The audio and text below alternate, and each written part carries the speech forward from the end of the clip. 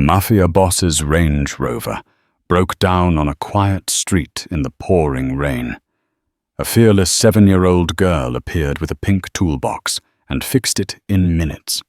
He smiled, thanked her, and turned to leave. Then he saw the ring on her finger, and his entire world stopped. What was on that little girl's hand would start a war. The rain came down like bullets. Dante Moretti pressed his thumb against his temple, watching the wipers struggle against the downpour. The meeting with Councilman Hayes had been productive. 20 minutes of veiled threats, wrapped in handshakes. That's how business worked in this city. You smiled, you nodded, and everyone understood exactly what would happen if they forgot their promises. "Boss, we should have taken the highway," Marco said from the driver's seat, squinting through the windshield. "Quieter this way," Dante replied. He preferred these nameless suburban streets after dark. "Know us. No witnesses, just sleeping families behind drawn curtains who'd learned long ago not to look outside when expensive cars rolled past." The Range Rover coughed. Marco's hands tightened on the wheel. What was the engine died? They coasted to a stop beneath a broken streetlight, rain hammering the roof like a warning. In the SUV behind them, Dante's bodyguards were already reaching for their phones. "Don't," Dante said quietly into his radio. "No calls. We're 10 minutes from home. Boss, the engine." "I can't hear the engine, Bruno." Dante stepped out into the rain, his black suit instantly soaked. He didn't care. The cold helped him think, and right now he needed to think about why a $70,000 vehicle had just betrayed him on a street where every house looked identical. Marco popped the hood. Steam rose like a ghost, and both men stared at the engine as if glaring at it would make it work. "Battery," Marco suggested, or the alternator Bruno offered, jogging over with an umbrella that did nothing against the sideways rain. "Want me to call Cell? He could be here in 20. Dante was about to agree when he heard it. A voice, small, fearless. "You need a wrench." All three men spun around. A little girl stood at the edge of the driveway, barely visible in the darkness. She wore pink rain boots and held a matching pink toolbox that looked like it belonged in a dollhouse. She couldn't have been more than 7 years old. "Kid, go inside," Bruno said, his hand instinctively moving toward his jacket. "It's okay," the girl said, walking closer. "I can fix cars. My daddy taught me." Dante raised a hand, stopping Bruno. Something about her tone, confident, unbothered by 3 grown men in expensive suits, standing in the rain, made him curious. "Your daddy taught you." Dante crouched down to her level, rain running down his face. "What's your name?" "Lee." She set the toolbox down with surprising care. "You should check the battery first. That's what Daddy always says. Check this simple stuff before you panic." Marco actually laughed. "Boss, we're not." "Let her look." Dante interrupted. Lily's eyes lit up. She dragged a small plastic stool from her porch. When had she gotten that, and climbed up to peer into the engine? Her tiny fingers moved with odd precision, touching nothing, just observing. "There," she said, pointing. "See the terminals loose, the one on the right. It happens when you drive on bumpy roads. The vibration shakes it." Dante looked where she pointed. The battery terminal connection did look slightly off. "You got a wrench in that box?" he asked. Lily nodded seriously and handed him a tiny socket wrench with a pink grip. "It's small, but it works." Dante took it, feeling ridiculous. Bruno and Marco exchanged glances that said the same thing. Is our boss really taking car advice from a child? But Dante tightened the terminal. It took 10 seconds. Try it now, Lily said. Marco, still looking bewildered, climbed back into the driver's seat and turned to the key. The engine roared to life. For a moment, nobody spoke. The rain continued its assault, but the sound of that engine felt like a small miracle. "I'll be damned," Bruno muttered. Dante stood slowly looking down at the little girl who'd just done what 3 grown men couldn't. She smiled up at him, rain dripping off her nose, completely unbothered by the fact that she'd just helped some of the most dangerous people in the city. "Thank you, Lily," Dante said, and he meant it. He reached into his wallet, pulling out a $100 bill for your time. "I don't want money," she said simply. "Daddy says helping people is what you're supposed to do." Something twisted in Dante's chest, a feeling he hadn't experienced in years. He was about to respond when his eyes caught it. The ring on her right-hand middle finger, a ruby, said in antique gold, with a distinctive pattern of tiny diamonds forming a crescent moon around the stone. His sister's ring, Sophia's ring, the one she'd been wearing the night she disappeared 8 years ago, the one he'd searched for through every pawn shop, every fence, every dark corner of the city, the family heirloom that had belonged to their grandmother. Dante's hand froze in mid-air. "That's a pretty ring," he said, his voice carefully neutral. Lily looked down at it, twisting it around her finger. "My mama gave it to me when I was a baby. She said I should never take it off." "Your mama?" The question came out sharper than he intended. "My birth mama," Lily said. "I don't remember her. I live with my other parents now, the Thompsons. They're inside. You want to meet them?" "No." Dante straightened up, his mind racing. "No, that's okay." He needed to leave now, before he said something that would reveal too much, before the shock on his face became visible. "Thank you again, Lily," he said, backing towards the Range Rover. "You're very smart. You're welcome."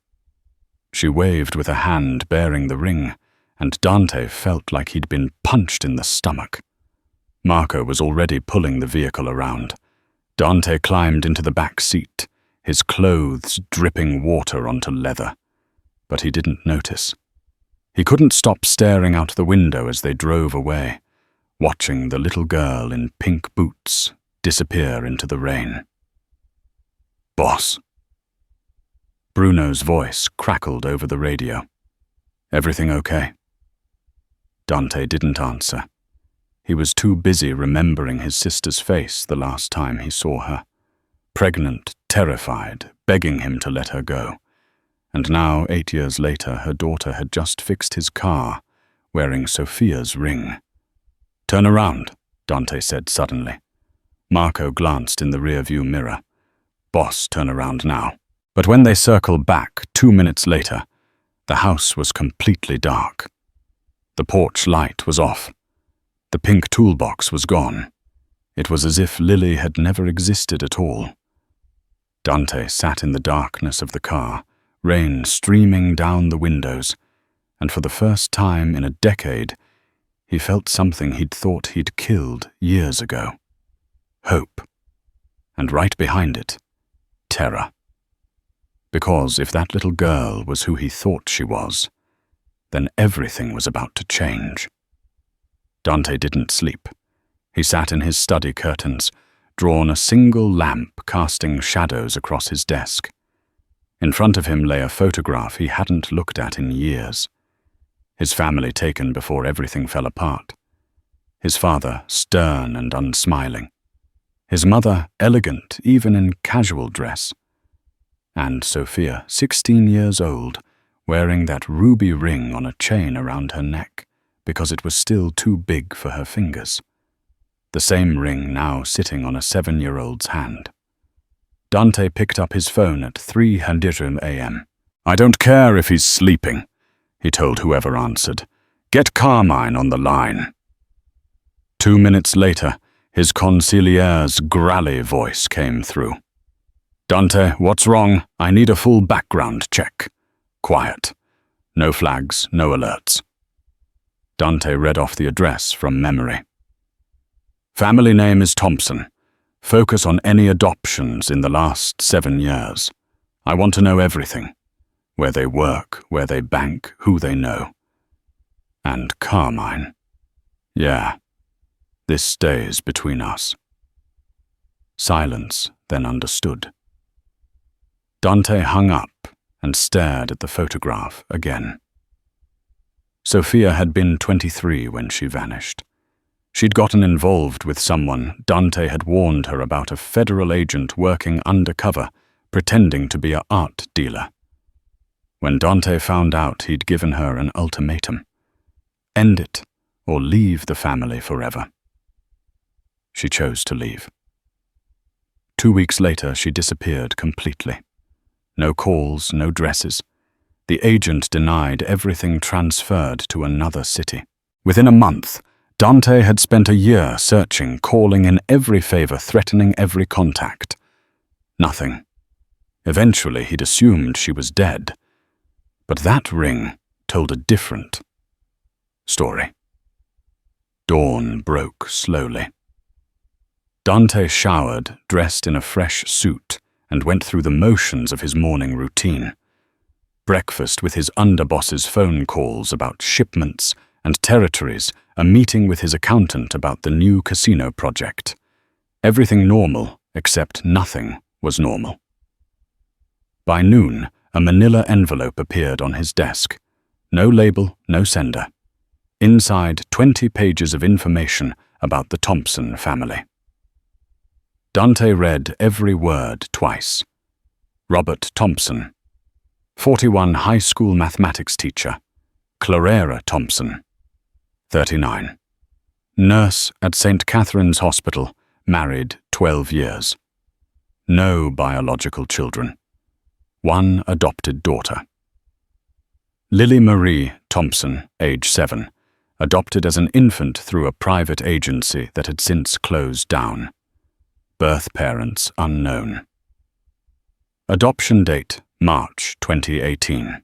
Dante's jaw tightened. March 2018.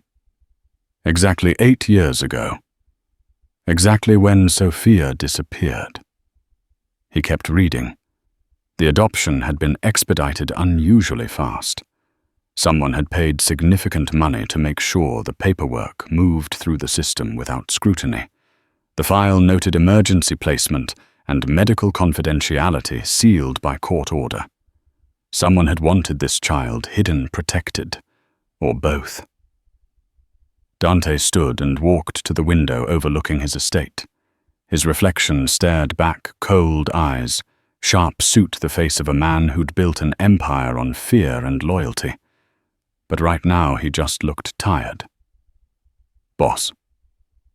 Bruno knocked before entering. "You wanted to see me sit?" Dante didn't turn around. "That girl from last night, the one who fixed the car. I need eyes on her." Bruno shifted comfortably. Eyes on a kid, discreet surveillance. "I want to know her routine, where she goes to school, who picks her up. Anyone unusual hanging around?" Dante finally looked at his oldest friend and Bruno. "If anyone asks why you don't know." "Dante, what's going on?" The question hung in the air. Dante had known Bruno for 25 years. They'd grown up together, survived wars together. If there was anyone he could trust with this, it was him. But trust was a luxury he couldn't afford. Not yet. "Just do it," Dante said quietly.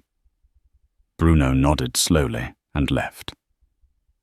Alone again, Dante pulled out his phone and scrolled through old messages until he found what he was looking for.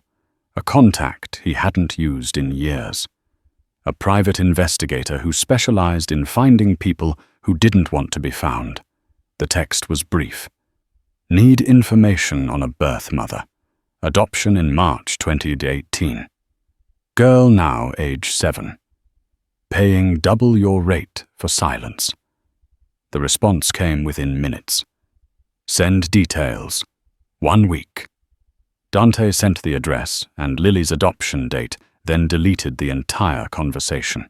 He spent the rest of the day trying to focus on business, but his mind kept drifting back to that little girl, standing in a rain, holding a pink toolbox, smiling like she'd just performed a magic trick. My birth mama gave it to me. Sophia had been pregnant when she left. Dante was certain now. She'd hidden it from everyone, disappeared, to protect the baby from this life, from him, from the violence that followed their family name, like a curse. And somehow that baby had ended up with good people, safe people, wearing the one piece of evidence that connected her to the Moretti bloodline. As evening settled over the city, Dante made a decision. Tomorrow he would visit Lily's school, not as a mafia boss, not as an enforcer, just as a potential benefactor, someone interested in supporting local education. He needed to see her again, to confirm what his gut already knew. That little girl wasn't just some stranger who'd helped him in the rain.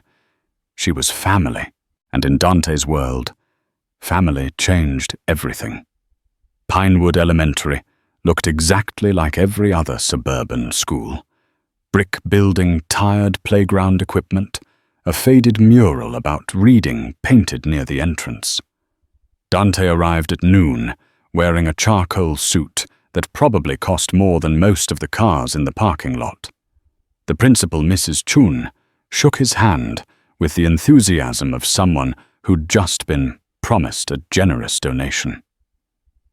Mr. Moretti, we are so grateful you're considering our school for your charitable foundation, she said, leading him down a hallway covered in children's artwork. Most benefactors overlook schools in quiet neighborhoods like ours. I believe every child deserves opportunity, Dante said smoothly. It wasn't entirely a lie. Mind if I observe? I like to see where the money would actually go. Of course the children are at recess now. She led him to a window overlooking the playground. Dante scanned the crowd of running, screaming kids until he found her. Lily sat alone on a bench reading a book that looked too advanced for her age. She'd look up occasionally watching the other children, but never joining them. Something about her isolation made Dante's chest tighten. Then 3 older boys approached her. Dante leaned closer to the window. The boys were laughing, pointing at something. One of them grabbed Lily's book and held it high. She stood up, small fists clenched, saying something Dante couldn't hear. The boy shoved her. Dante's hand went to the window, ready to knock, to intervene. But Lily didn't cry. She swept the boy's legs out from under him with a move that looked almost practiced, grabbed her book mid-air as he fell, and calmly walked away, while his friends stood there, stunned.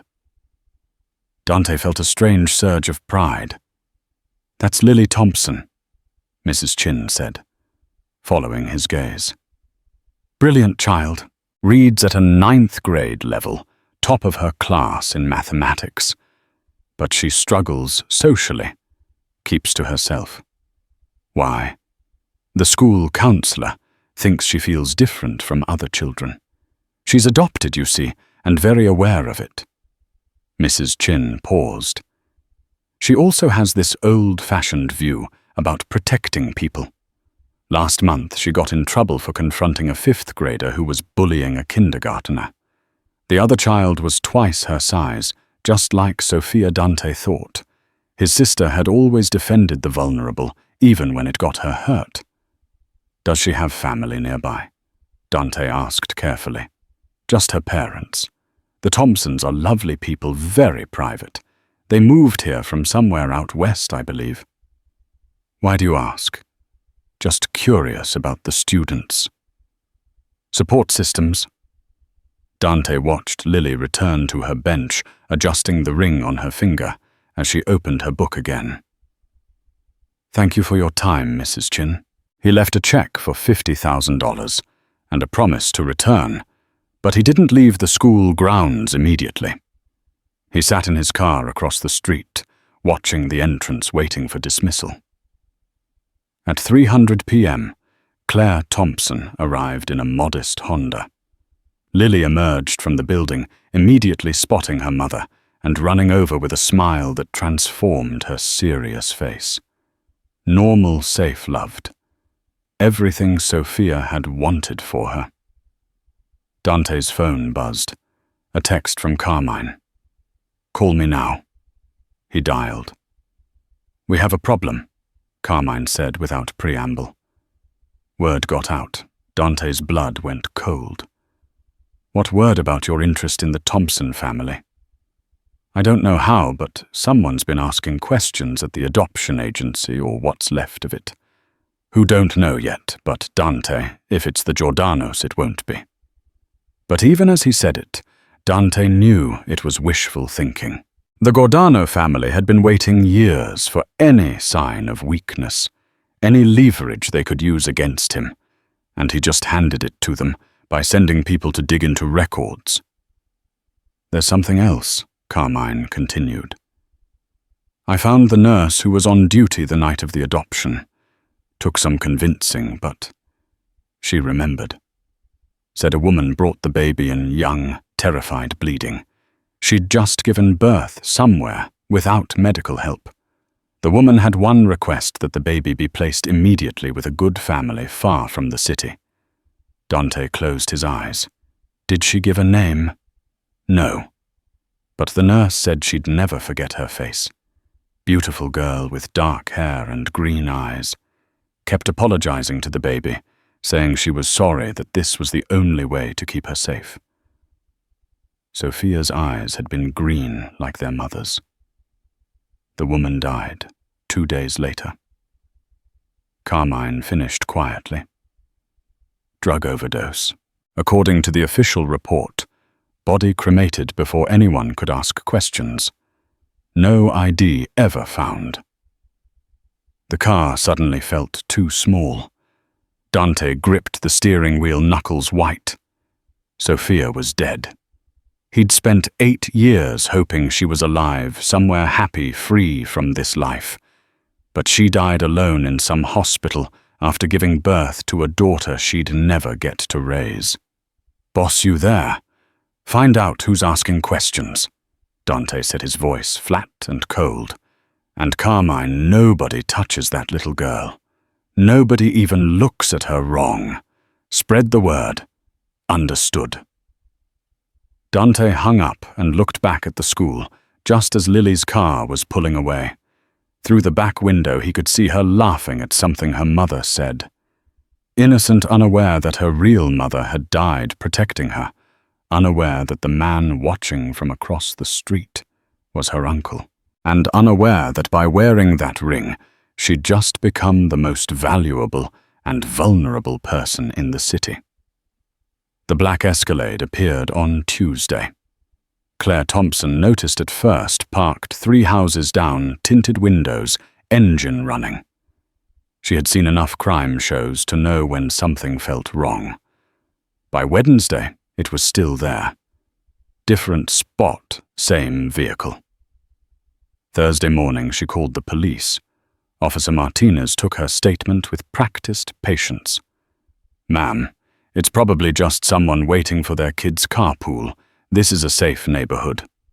For 3 days straight, Claire insisted. And yesterday, I saw the same car near Lily's school. That got his attention, near the school parked across the street. Same car, I'm sure of it. Martinez promised to increase patrols and took down the license plate number Claire had written on her palm and pen.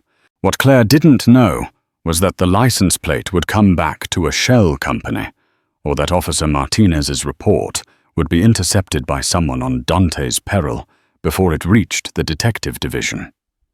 What she also didn't know was that there was a second car watching one that didn't belong to Dante. In a warehouse across town, Vincent Girardano studied photographs spread across a metal table. Lily on the playground, Lily leaving school, Lily fixing something in her garage while her father watched proudly. "This is what has more Eddie rattled?" Vincent asked, tapping one photo.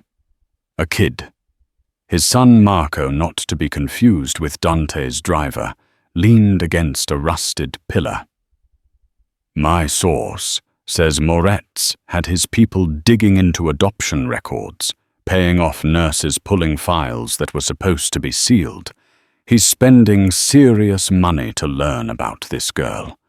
Why don't know yet? But he's protecting her. Got 3 of his men rotating surveillance around the house.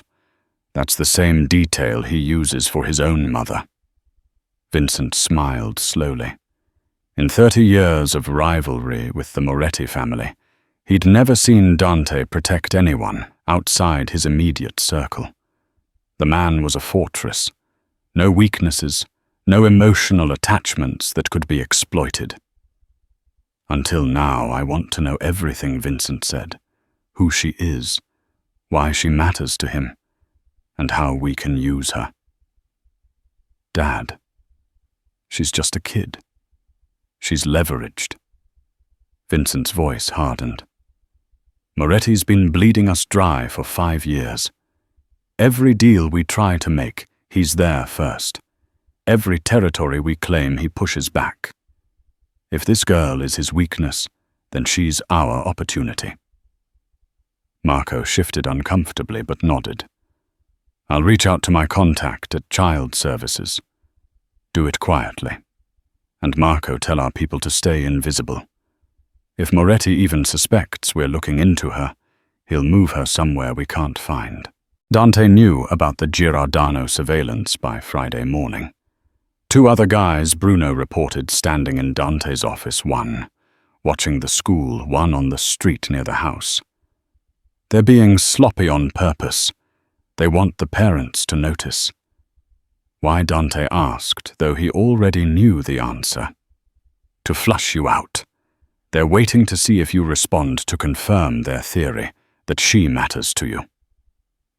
Dante stared at the city's skyline through his window. Every move he made now was a tell. Increased protection, and the Giordanos would know she was valuable. Do nothing, and Lily remained vulnerable. "What about the parents?" he asked. "The mother filed a police report. Local cops think she's paranoid, but she's persistent. The father is worried too. He's been walking Lily to and from the bus stop instead of letting her go alone." Good instincts, Dante thought. Robert Thompson was protecting his daughter without even knowing the real threat. "Pull our surveillance back," Dante said finally. Bruno's head snapped up. "Boss, if we pull back," I said, "pull back. Keep 1 man within 5 minutes of the house at all times, but make it invisible. No cars, no obvious positions. The Giordanos are watching us watch her. I won't give them confirmation." And if they make a move, Dante's expression could have frozen fire. Then we remind them why people fear the Moretti name. Bruno left, but Dante remained at the window, his reflection ghost-like against the glass. He thought about Sophia's letter, the one he'd found in her hiding place. Keep her far from this world. His sister had died, keeping Lily away from this violence, this constant calculation of threats and power.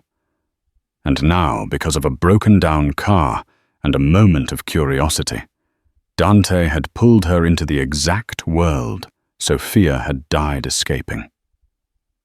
His phone buzzed, a message from an unknown number. "Ruby rings are rare, especially antique ones. Interesting that a child would wear something so valuable." No signature, no demands, just a message designed to let Dante know that the Giordanos had identified the ring, which meant they were close to understanding what Lily really was. Family. Dante deleted the message and made a call. Carmine, it's time. Set up a meeting with the Thompsons. Tomorrow night you're going to tell them they need to know what's coming, and they need to know I'm the only one who can stop it. He hung up and looked at Sophia's photograph on his desk. In it, she was 16, laughing at something off camera, the ruby ring catching the sunlight. I'm sorry, Dante whispered to the image, but I can't let her get hurt, not like you, even if it meant breaking the promise his sister had died trying to keep. The Thompsons' living room felt smaller with Dante in it. Robert stood near the fireplace, arms crossed, protective. Claire sat on the couch, hands twisted together. Between them, Lily's school photo smiled from the mantel, gap-tethered, holding up a blue ribbon for a science fair project. Mr. Thompson, Mrs. Thompson. Dante began choosing his words carefully. I know this is strange. A stranger showing up at your door, asking to talk about your daughter. You're not a stranger, Claire interrupted. Her voice shook, but held firm. You're the man from the car, the one Lily helped. She talked about you for days. She did. She said you were sad. Claire continued, that you looked at her like you'd lost something. The observation hit harder than Dante expected. He cleared his throat. I need to tell you something about Lily's birth mother. About who she was. Dante pulled a folder from his briefcase. Inside were documents, photographs, hospital records. Her name was Sophia Moretti. She was my sister. The silence stretched like wire. Your sister. Robert's face drained of color. Moretti. As in, yes. That Morty family. Dante met his eyes without flinching. Sophia left our world 8 years ago. She was pregnant, terrified, and she disappeared to protect her child from the life she'd grown up in. That child was Lily. Claire's hand went to her mouth. No. No. The adoption agency said the adoption agency lied. Or rather, they did exactly what they were paid to do. Hide Lily's origins so thoroughly that no one would ever find her. Dante placed a photograph on the coffee table. Sophia at 16, wearing the ruby ring. Do you recognize this? Claire's eyes widened. That's Lily's ring. It's a family heirloom, my grandmother's. Sophia had it with her when she disappeared. She gave it to Lily when she was born, and then she made sure Lily was placed with a good family before his voice caught before she died. 2 days after giving birth, the official report said drug overdose, but I don't believe that. I think someone made sure she couldn't come back for her daughter. Robert moved to sit beside his wife, both of them processing the impossible. So Lily is... Claire couldn't finish. My niece, the last living member of my immediate family, and right now she's in danger because people have figured out who she is. What people Robert demanded. Dante told them about the Giordanos, about the surveillance, the message, the decades-old war between families that Lily had unknowingly stepped into just by existing. This is insane, Robert said, standing again. We're taking her and leaving tonight. We'll go somewhere you people can't find us. They'll find you in 3 days, Dante said flatly. Maybe less. The Giordanos have resources you can't imagine. Running will only make Lily more vulnerable. And staying makes her what? A target in your mob war. Claire's voice rose. She's Hepatangu. 7 years old, I know. Dante's composure cracked slightly. Believe me, I know. Sophia died trying to keep her away from this. But circumstances have changed. The only way to protect Lily now is to make it clear she's under my protection. That anyone who touches her is declaring war on the Moretti family. Protection. Robert laughed bitterly. You're the Mafia. You're exactly what Sophia was running from. Yes, Dante admitted. I am. But I'm also the only thing standing between your daughter and people who would use her to destroy everything my family built. The Giordanos don't care about children. They care about power. And right now Lily represents leverage. Claire was crying quietly. Robert pulled her close, both of them looking lost. There's something else, Dante said softly. He pulled out a folded letter yellowed with age. I found this in Sophia's old hiding spot. She wrote it before she disappeared. I think she meant it for whoever found Lily. He handed it to Claire. Her hands trembled as she unfolded it. The handwriting was elegant but rushed. If you're reading this, I'm probably dead. Please know that I loved my daughter more than anything. I'm giving her away because it's the only way to save her. The Moretti name is a curse, and I won't let it destroy her like it destroyed me. Keep her safe. Keep her far from that world. Let her be normal. Let her be happy. Tell her I'm sorry. Tell her I loved her. Sophia. Claire pressed the letter to her chest, shoulders shaking with sobs. Robert's jaw clenched, tears streaming down his face. Dante looked away, giving them their moment. His own grief was private, locked behind years of practice control. Finally, Robert spoke his voice. What do you want from us? Let me protect her. Dante said, I'll keep my distance. She doesn't need to know who I am. Not yet. But I need your permission to keep my people watching, to make sure the Giordanos understand that touching her means death.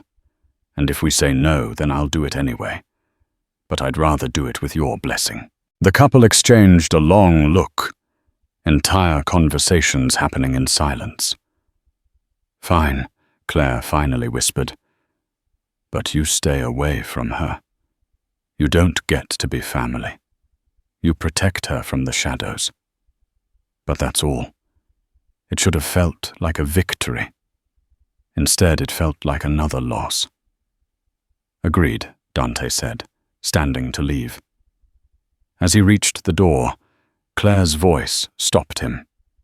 Does she look like Sophia? Dante turned back. Yes, exactly like her. It happened on a Tuesday, during the 15 seconds when everyone looked away. Lily's class had just finished a field trip to the Science Museum. The yellow school bus idled in the parking lot, while teachers counted heads and checked permission slips. Lily stood near the back, adjusting her backpack, when she noticed her shoelace was untied. She knelt down to fix it, hidden behind the bus. That's when the van pulled up. 2 men in maintenance uniform stepped out, moving with practice efficiency. One scanned the parking lot, while the other headed straight for Lily.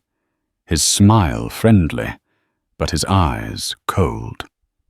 Hey there, sweetheart. Your mom sent us to pick you up. She's running late. Lily looked up, immediately suspicious. My mom didn't tell me that. It was last minute. Come on. We need to hurry. But Lily had learned something from her adoptive father. Trust your instincts. And every instinct screamed wrong. She opened her mouth to scream. The man lunged forward, one hand reaching for her arm. A blur of motion. Someone slammed into the man from the side, sending him crashing against the van. Bruno Dante's bodyguard had appeared from nowhere, his face twisted with rage. Get to the teacher! Bruno shouted at Lily. Now Lily ran. Behind her, chaos erupted. The second man pulled a gun. A shot rang out, deafening. Impossible. Parents screamed. Children scattered like frightened birds. Bruno took the bullet in his shoulder but didn't go down. He crashed into the shooter, and both men tumbled between parked cars, grappling violently. Two more of Dante's men materialized, guns drawn.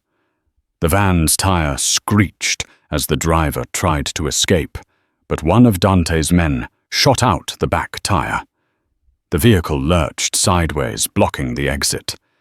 Federal agents, someone yelled, but it was a lie. These were Gargano soldiers caught in the act. Mrs. Chun had Lily now pulling her toward the bus, shielding her with her body. Lily's heart hammered so hard she thought it would break through her ribs. She'd never heard a gunshot before. It wasn't like the movies. It was sharper, mean, more final. The fight ended as quickly as it started.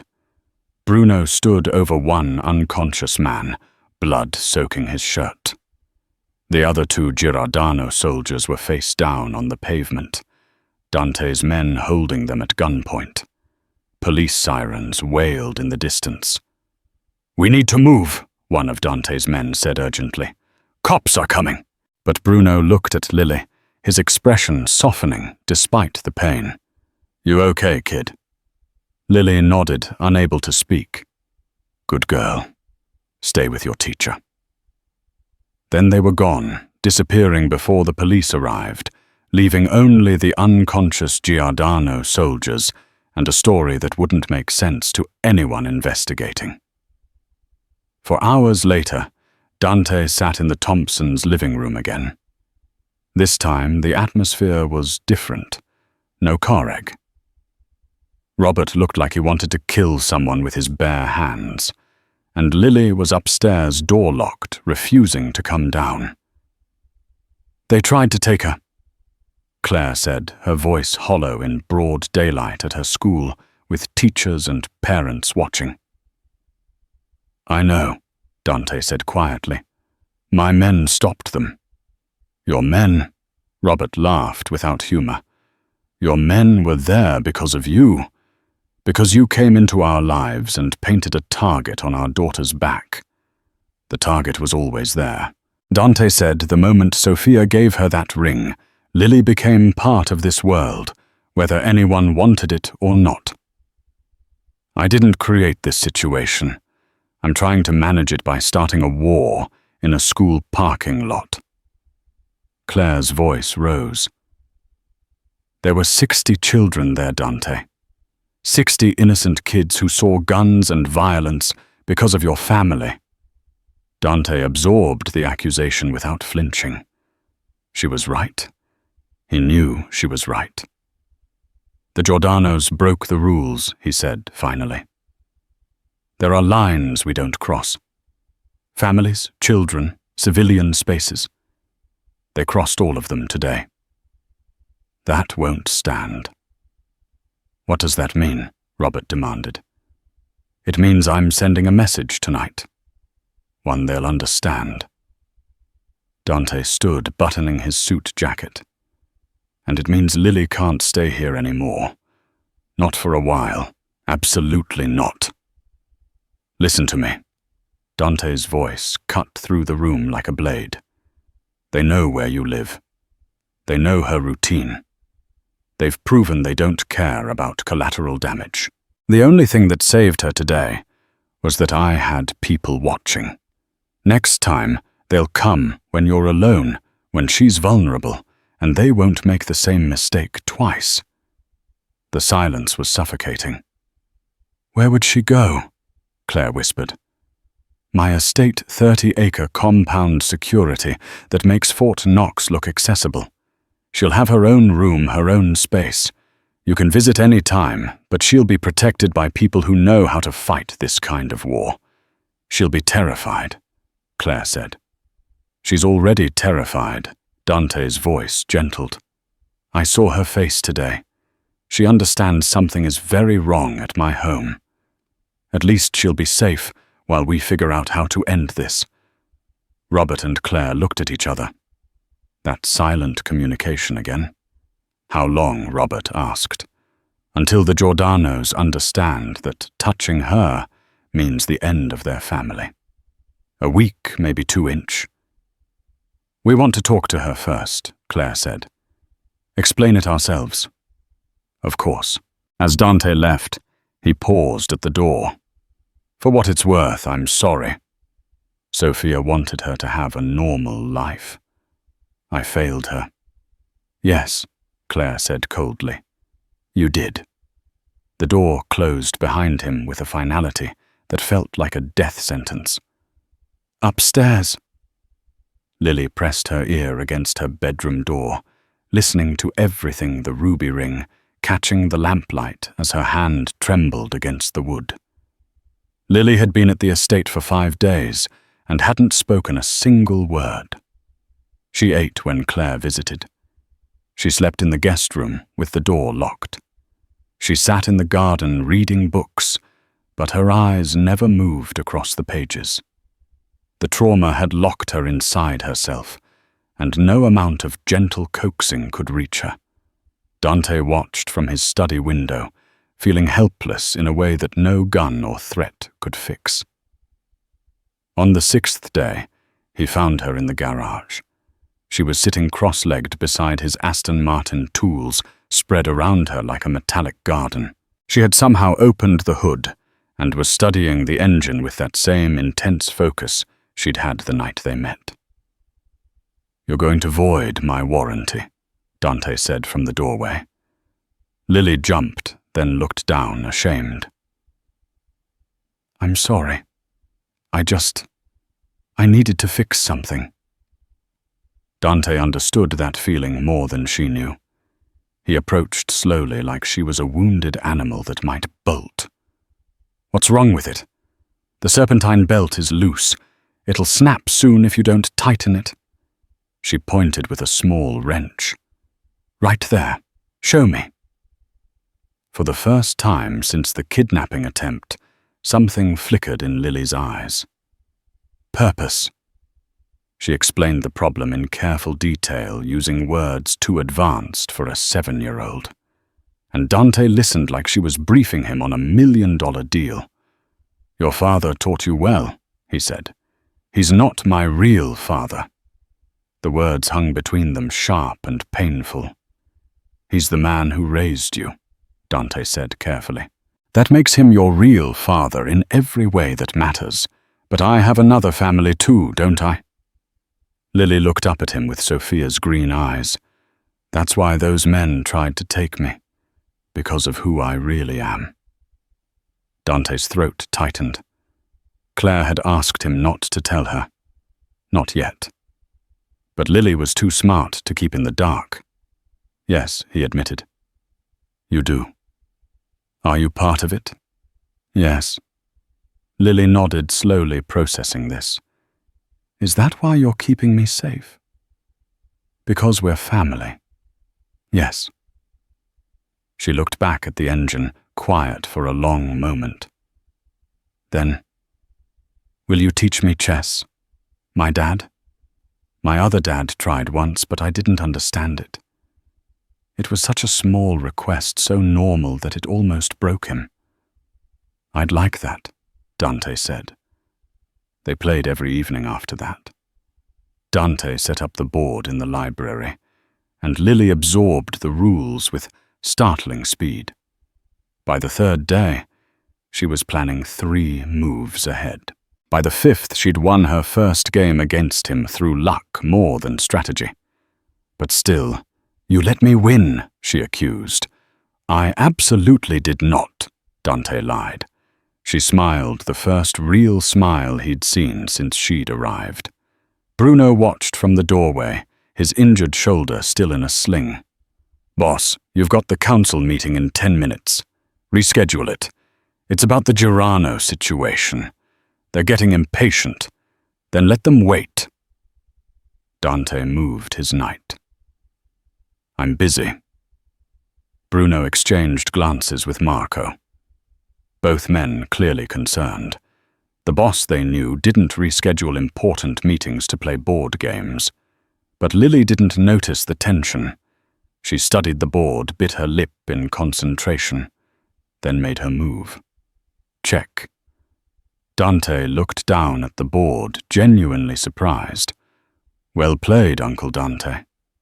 The words came out casually, like she'd been thinking it for days, and only now decided to say it aloud. Is that okay to call you that? The room went silent. Bruno and Marco stood frozen in the doorway. Dante stared at this little girl, who'd somehow slipped past every defense he'd spent decades building. She looked nervous now, worried she'd overstepped. Yes, he said softly.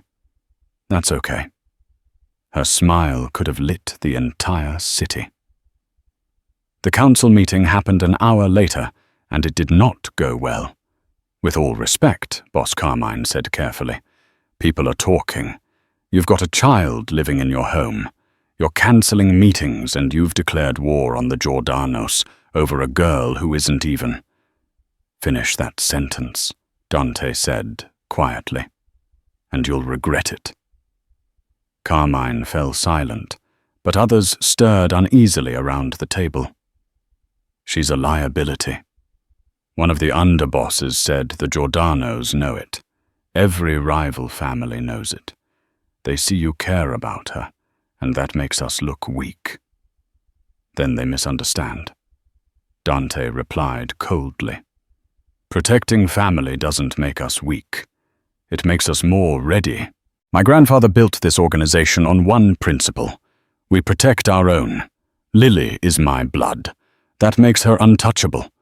Anyone who doesn't understand that can leave this room and not come back. Nobody moved. The Giordanos violated every code we live by. Dante continued. They targeted a child at a school. They could have killed dozens of innocent people. That kind of recklessness ends now. Tomorrow, we move on. 3 of their operations simultaneously. We shut down their casino, their shipping warehouse, and their construction front.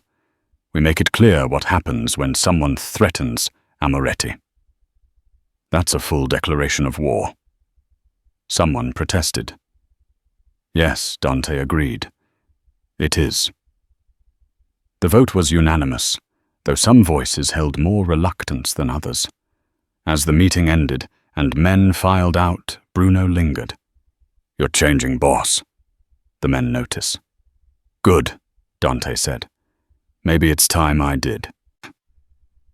He returned to the library where Lily had fallen asleep on the couch, a chest book open on her chest.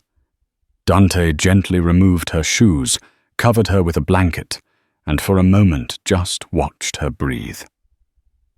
Sophia's daughter, his niece, the only innocent thing left in his entire world, and he would burn the city down before he let anyone take her from him.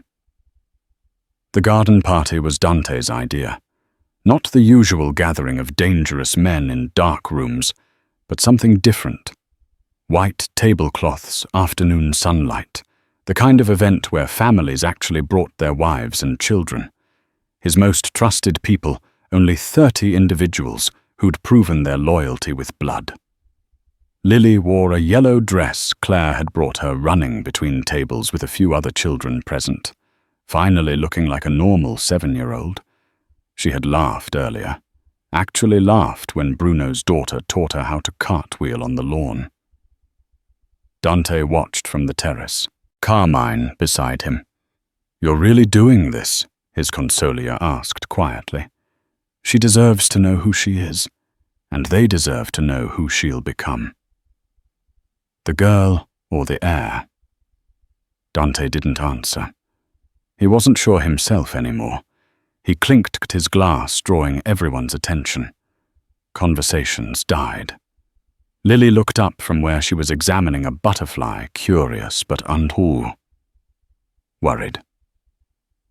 Thank you all for coming, Dante began. Most of you have wondered about the young girl living here. Some of you have questioned my judgment. Today I'm going to explain. He gestured, and Lily walked over, completely trusting. He rested a hand on her shoulder. This is Lily Moretti, my niece, the daughter of my sister Sophia, who many of you remember." Murmurs rippled through the crowd. Sophia left us to protect her child from this life. She died, keeping that secret. But circumstances have brought Lily back to where she belongs with family. The looks varied. Some showed respect, others concern, a few held calculation. "Lily is under the protection of this family." Dante continued, his voice hardening. "She is blood. She is future. Anyone who harms her, threatens her, or uses her against us will answer to me personally. This isn't a request. This is law." Lily tugged his sleeve. "Uncle Dante, what does that mean?" "It means everyone here promises to keep you safe," he said gently, kneeling to her level. "Like family does." "Oh." She smiled, then hugged him quickly before running back to play. The gathered crowd watched this display, their feared boss embracing a child, and slowly, one by one, they raised their glasses in acknowledgement. All except 3 men in the back, who exchanged dark glances. Dante noticed. He noticed everything. Later that evening, after guests had left and Lily was asleep upstairs, Dante stood in his study reviewing reports. The Girardano operations had been hit hard. Millions in losses. Key soldiers arrested. Vincent Girardano himself had gone into hiding. But Dante knew this wasn't over. Wounded animals were the most dangerous kind. A knock at the door. Bruno entered, his expression grim. "We got a problem. Antonio, Luca, and Stefano. They left the estate an hour ago together, the 3 men who hadn't raised their glasses." "Let me guess," Dante said calmly. "They're meeting with someone they shouldn't be. Carmine's tracking them now." "Boss, if they're turning, then they've made their choice." Dante closed the report.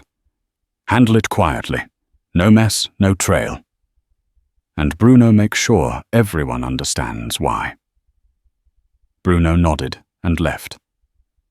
Dante poured himself a drink and walked to the window overlooking the gardens below. Fairy lights still twinkled from the party. He could see Lily's window, her nightlight a warm glow against the darkness. His phone buzzed, a message from Claire. "How is she happy?" he typed back. "She laughed today. Thank you for protecting her." Dante stared at those words for a long time. Protection had cost him 3 of his own men, millions in resources, and a war that would likely last years. And yet, watching Lily cartwheel in the grass, hearing her call him Uncle Dante, it felt worth it. His phone buzzed again.